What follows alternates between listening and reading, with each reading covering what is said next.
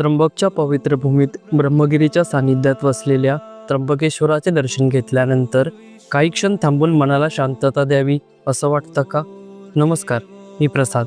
आज आपण त्र्यंबकमधील अशाच एका दिव्य स्थळी भेट देणार आहोत, जिथं पाऊल टाकताच अंतःकरण श्रद्धेने भरून येतं.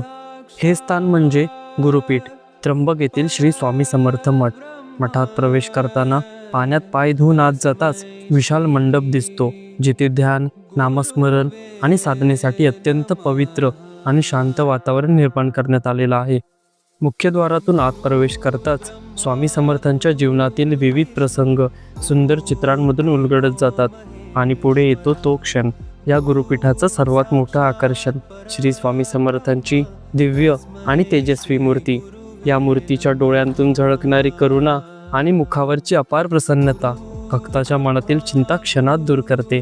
जणू स्वामी स्वतः प्रत्येक भक्ताशी थेट संवाद साधत आहेत असा भास होतो. मुख्य दरबारात स्वामींच्या प्रतिमेसोबत गणेश, विष्णू, दत्तगुरू आणि लक्ष्मी या देवदेवतांचं एकत्रित दर्शन होतं. येथे नियमितपणे स्वामींची आरती व नामजप केला जातो.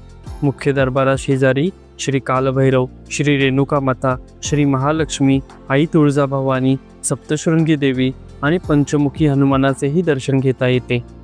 मठाशेजारी असलेल्या प्रसादालयात स्वामींच्या प्रसादाचा लाभ घ्यायला विसरू नका. तसेच मठातील मुद्रण विभाग आणि आयुर्वेद विभागामध्ये विविध उपयुक्त वस्तू माफक दरात उपलब्ध असून येथे अनेक आध्यात्मिक आणि सामाजिक उपक्रमही राबवले जातात. गुरुपीठाच्या शेजारीच उभारलेल्या आयुर्वेदिक उपचार केंद्रात तज्ज्ञ डॉक्टरांच्या मार्गदर्शनाखाली उपचार केले जातात. याच परिसरात असलेली भव्य गोशाळा आणि गायीपासून तयार केलेली विविध उत्पादने अगदी माफक दरात उपलब्ध आहेत. भक्तनिवासाकडे जाताना वाटेत स्वामींचं मंदिर लागतं. असं म्हणतात, गोदावरी परिक्रमेच्या काळात स्वामी काही काळ याच वटवृक्षाखाली वास्तव्यास होते. येथे असलेल्या भक्तनिवासात भक्तांसाठी उत्तम राहण्याची सोय आहे.